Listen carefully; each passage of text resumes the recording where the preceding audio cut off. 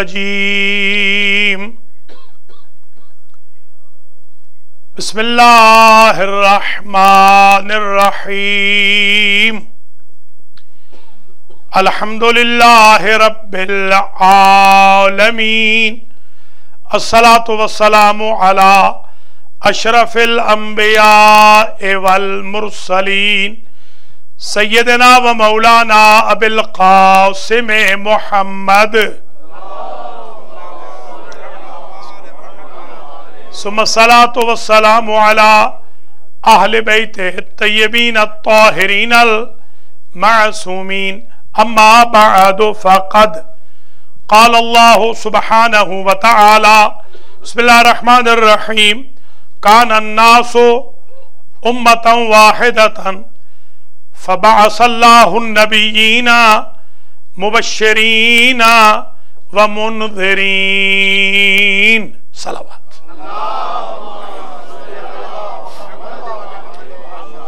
قابل قدر سادات و مومنین و مومنات، آج شب سفر امام حسین علیہ السلام کی جو مجلس عزا منعقد ہو رہی ہے حافظ مبشر نذیر اور ان کی فیملی کی طرف سے، ملک حسین رضا اور ان کی فیملی کی طرف سے، اور آغا علی رضا علوی اور ان کی فیملی کی طرف سے، تین خاندانوں کی طرف سے آج کی جو مجلس عزا ہے یہ مخصوص ہے، سفر مظلوم ہے کربلا کے ساتھ۔ اور میں آج کیونکہ یوم بعثت ہے اور شب سفر ہے تو میں فضائل میں بعثت رسول کا تذکرہ اور مصائب میں سفر امام مظلوم کا ذکر کروں گا۔ جو آیت میں نے تلاوت کی ہے اس میں انبیاء کی غرض بعثت کا ذکر ہے۔ بعثت کہتے ہیں رسالت کو، ارسال کو، بھیجنے کو۔ مبعوث کہتے ہیں بھیجا ہوا۔ یوم بعثت جس دن اس بھیجے ہوئے کو کہا کہ اعلان کر دو پبلکلی کہ میں نبی ہوں، یہ نہیں کہ اعلان کرو میں آج نبی بن رہا ہوں، نبی آ کے نہیں بنتے، بن کے آتے ہیں۔ ہمارا عقیدہ یہ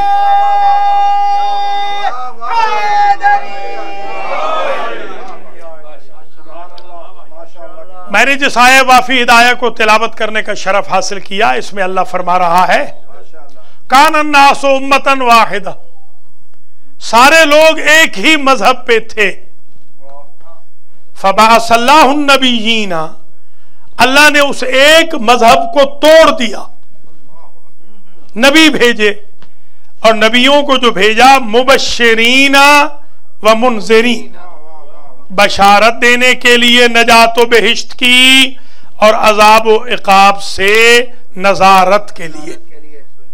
گویا ایک مسئلہ اور واضح ہو گیا، اگر نبی نہ ہو تو ساری انسانیت ایک ہو جائے یعنی مشرک ہو جائے، نبیوں کی وجہ سے لوگ شرک و کفر و الحاد سے محفوظ ہوتے ہیں۔ یہ نبیوں کا احسان ہے۔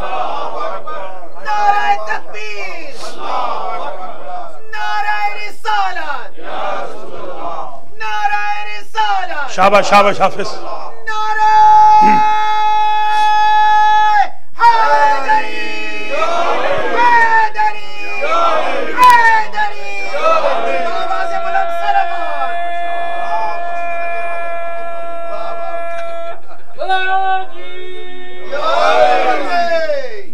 تو اس آیت سے ہمیں بعثت رسول کے دو ہدف سمجھ میں آئے۔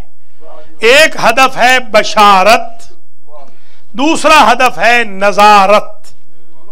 رسول کا کام ہوتا ہے بشارت بھی دینا، رسول کا کام ہوتا ہے ڈرانا بھی۔ بشارت اس لیے دے کہ لوگ نا امید نہ ہو، ڈرائے اس لیے کہ لوگ پر امید ہو کر اللہ کو نہ چھوڑ دیں۔ یہ دونوں کے درمیان جو رہیں گے تو یہ اطاعت رسول ہے، اتباع پیغمبر ہے۔ بشارت بھی ہو नजारत भी हो। यही वजह है कि अल्लाह अज़्ज़ा व जल ने जब बशीर और नजीर का जिक्र किया, इन्ना अरसलना इलैकुम इन्ना अरसलना का शाहिदन व मुबश्शिरन व नजीरन व दाइयन इलल्लाहि बिइज़्निही व सिराजम मुनीरा। ऐ मेरे हबीब, हमने आपको भेजा है किसके लिए? शाहिद बनाकर। हुजूर हैं शाहिद, हुजूर हैं विटनेस, हुजूर हैं ऐनी शाहिद। इसलिए हुजूर का कयामत तक जिंदा रहना जरूरी है कि जब तक अमल करने वाले रहे तब तक देखने वाला रहे। हमारे यहां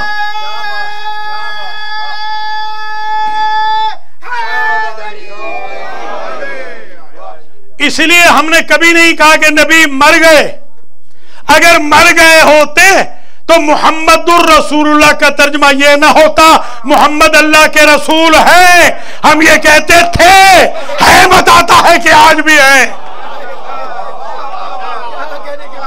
अल्लाहु अकबर, अल्लाहु अकबर।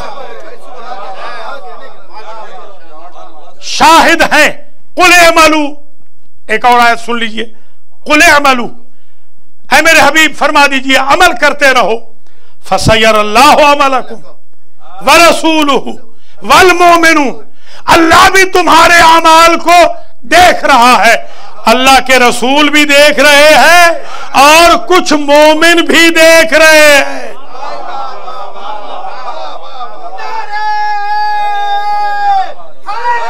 बेसत का तो गोया ऐसा नबी भेजा जो कब्र के अंदर से भी देख सकता है।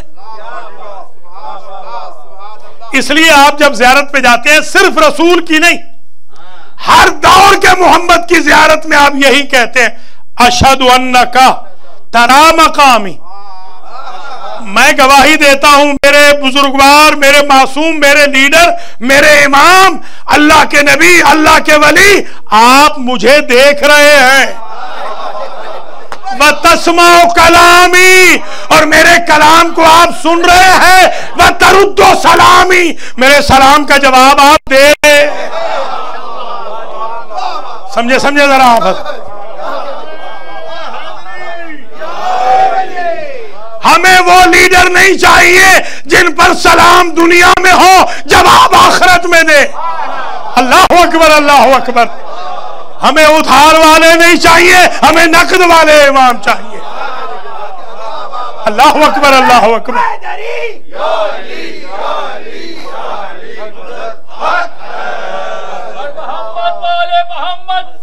ठीक है जनाब, बेशक।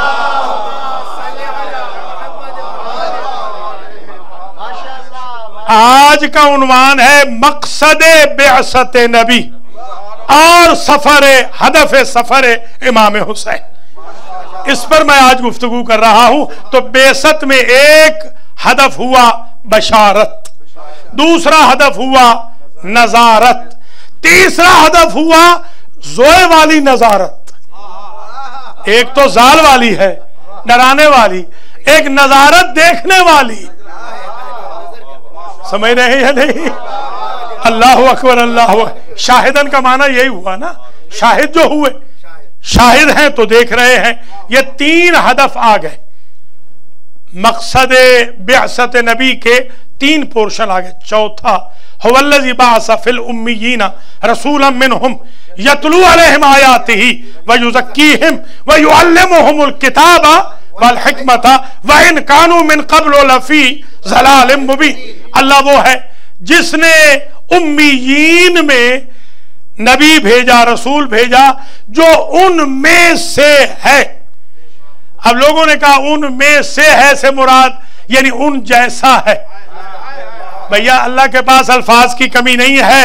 उनमें से इसलिए कहा है कि जिन्नों में से नहीं है, फरिश्तों में से नहीं है पैकर बशरियत में। अल्लाहु अकबर, अल्लाहु अकबर। मिनहुम,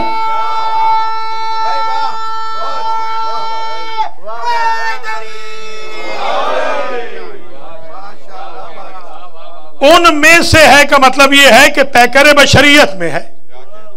انسان ہے مگر ظاہر ہے کہ نور ہے، پیکر اور لبادہ انسانیت میں ہے۔ بالکل میں اس کی مثال یوں دوں گا، جب اوائل میں ہم نے خطابت شروع کی تو مثال یوں دیتے تھے کہ یہ جو پلاسٹک ہوتی ہے تار کے اوپر، بجلی کی تار کے اوپر، یہ کیوں چڑھی ہوتی ہے؟ اس لیے کہ اگر وہ پلاسٹک نہ ہو تو آپ جل جائے، گھر جل جائے، کرنٹ لگ جائے۔ ہے تو حضور نور، یہ لبادہ بشریت میں ہے کہ برداشت نہیں کر پائیں گے۔ موسیٰ ایک تجلی برداشت نہ کر سکے، آپ کلام اللہ کا نور کیسے برداشت کر لیں گے؟ یہ اس لیے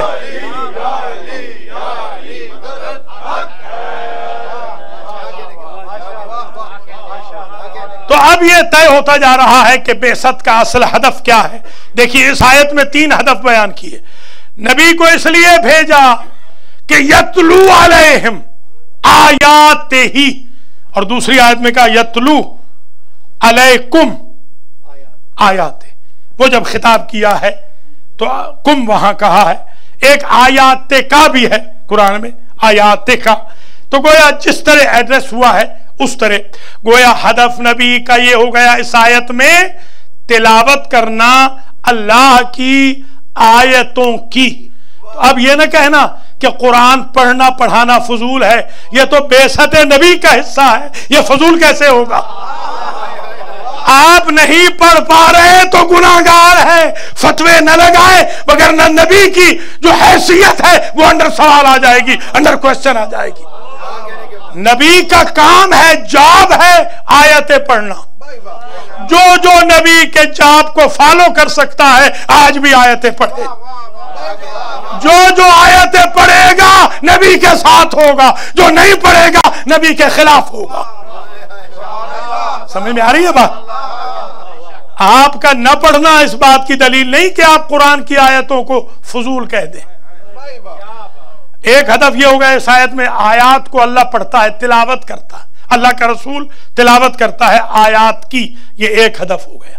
وَيُزَكِّيهِمْ، اور دوسرا ہدف یہ ہوا کہ وہ لوگوں کا تزکیہ نفس کرتا ہے، لوگوں کے اندر کو پاک کرتا ہے۔ ایمان سے بتائیں، جو باہر سے پاک نہ ہو وہ اندر سے پاک کیا کرے گا؟ سمجھے ذرا خدا را آپ۔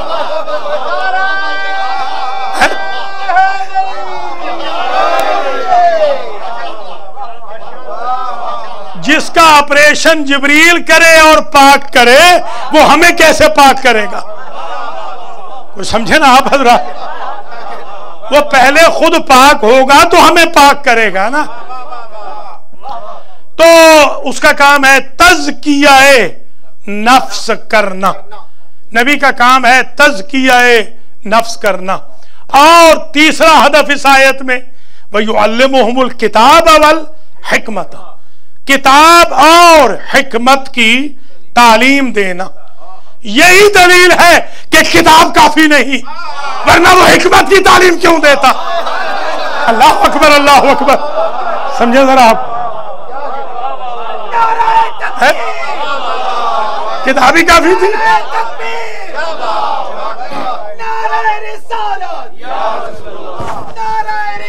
بڑی مہربانی، بڑی مہربانی، سلامت رہے، آباد رہے، بڑی مہربانی، ماشاء اللہ۔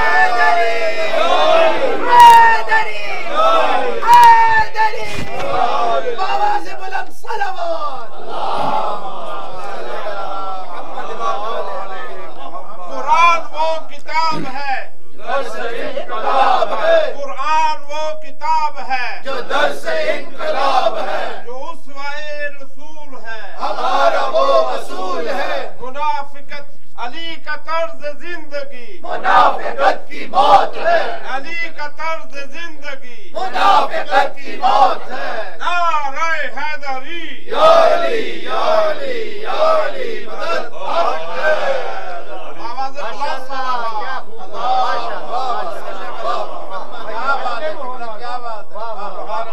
وَإِنْ كَانُوا مِنْ قَبْلُ لَفِي ضَلَالٍ مُبِينٍ۔ اگر یہ 3 کام نبی نہ کرتا، پہلے تو تھے تم سارے کے سارے ضلال مبین میں، یعنی اگر یہ 3 کام نہ ہو تو پھر ہو جاؤ گے ضلال مبین میں۔ نبی کا کام ہے ضلال مبین سے نکالنا، کھلی گمراہی سے نکالنا۔ کھلی گمراہی سے نکالنے کے 3 ٹول ہیں: اللہ کی آیتیں پڑھنا، تزکیہ نفس کرنا، تعلیم کتاب و حکمت دینا۔ میں بڑے عرصے تک سوچتا رہا کہ کتاب کو حکمت کے ساتھ کیوں ملایا؟ اس لیے کہ بہت سارے حافظ کلہاڑے پھر رہے ہیں۔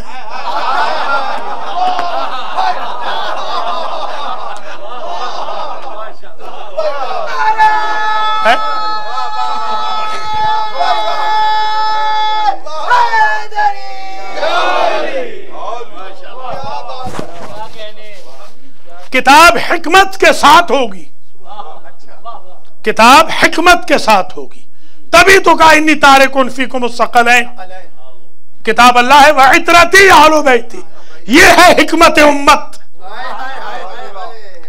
اگر صرف کتاب کو پکڑو گے تو گمراہ ہو جاؤ گے۔ میں اس کی چھوٹی سی مثال دیتا ہوں۔ آج میرے ساتھ ہوا، میں جب آ رہا تھا تو میں ایک جگہ لائٹ پہ رکا ہوا تھا، ریڈ لائٹ تھی، پولیس والے 2 مجھے کہہ رہے تھے آ جاؤ، میں تو چلا گیا۔ پتہ چلا کہ اگر کانسٹیٹیوشن پر جو عمل کرانے والا ہے محافظ، اگر وہ ریڈ لائٹ پہ بھی کہہ دے کہ چلے جاؤ تو پھر کتاب کو نہیں ماننا۔ سمجھے ذرا آپ، کتاب کو نہیں ماننا پھر۔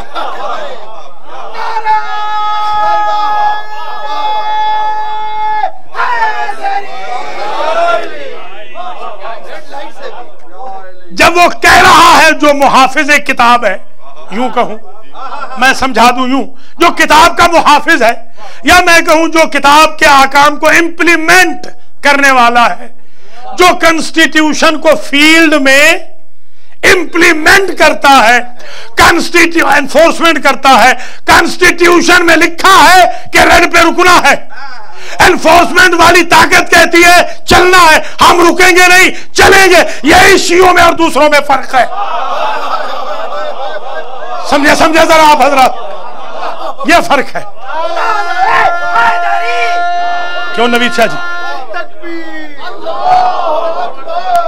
اللہ کے لیے بولو، شاباش شاباش۔ نعرہ تکبیر، اللہ اکبر، نعرہ رسالت، یا رسول اللہ، نعرہ حیدری، نعرہ صلوات۔ ماشاءاللہ، یہ ہے فرق۔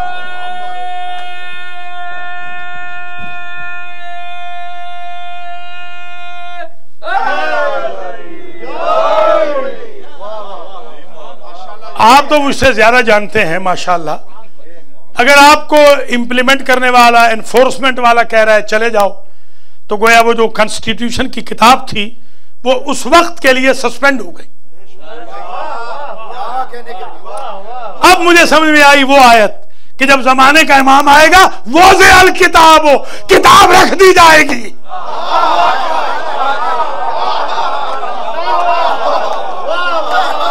سمجھے کتاب رکھ دی جائے گی، یعنی اس کے کچھ احکام سسپینڈ کر دیے جائیں گے۔ انفورسمنٹ والا کہے گا چلو تو چلنا ہے۔ اگر بھیا یہ دنیا میں آپ امریکہ میں سمجھ گئے ہیں، اگر انفورسمنٹ والا کہہ رہا ہے چلنا ہے، کتاب کہہ رہی ہے نہیں چلنا، لائٹ کہہ رہی ہے رکنا ہے، میں تو قیامت میں بھی سمجھوں گا جنت کے دروازے پہ لائٹ ہوگی، وہ کہے گی رک جاؤ، میرا امام کہے گا چلے جاؤ۔ اللہ اکبر، اللہ اکبر، میرا تو یہ ایمان ہے۔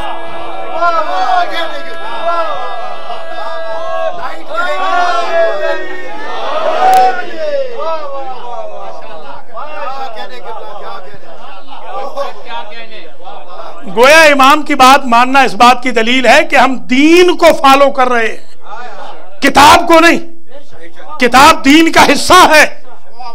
بہت سارے احکام کتاب کے ہم سمجھ ہی نہیں سکتے، اس لیے کتاب کے ساتھ وارث کتاب کی ضرورت ہے۔ یہ پردہ غیب میں جو بیٹھا ہے اسی لیے تو بیٹھا ہے کہ اگر ساری امت قرآن کو غلط سمجھنے لگ گئی تو وہ نکل کے آ جائے گا کہ وارث تو میں ہوں، میں جانتا ہوں کتاب کا مفہوم کیا ہے۔ برائے تاجیل ظہور امام زمان بآواز بلند صلوات۔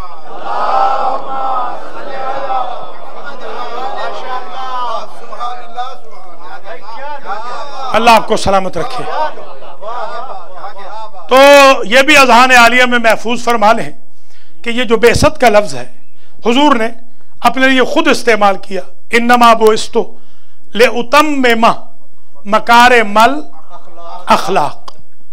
حضور نے اپنا ہدف بیان کیا، میں اس لیے مبعوث کیا گیا۔ یہ آج کے دن کی حدیث ہے، یعنی اس حدیث کا شان نزول آج ہے، آج حضور نے فرمایا، آج کے لیے فرمایا، انما بعثت لأتمم مکارم الاخلاق، میں اس لیے مبعوث کیا گیا ہوں کہ میں اخلاق کے مکارم کو تکمیل کر دوں۔ تو گویا ہدف بعثت یہ ہے کہ اخلاق کی تکمیل ہو۔ تو جو بد اخلاق ہے، توجہ، جو بد اخلاق ہے جب بعثت کی ٹیریٹری میں نہیں آ سکتا تو مبعوث نبی کے منبر پہ کیسے بیٹھ سکتا ہے؟ سمجھے ذرا آپ حضرات؟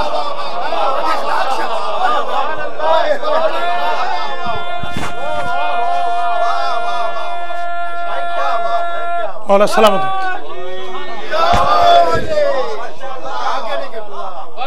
بعثت کا ہدف۔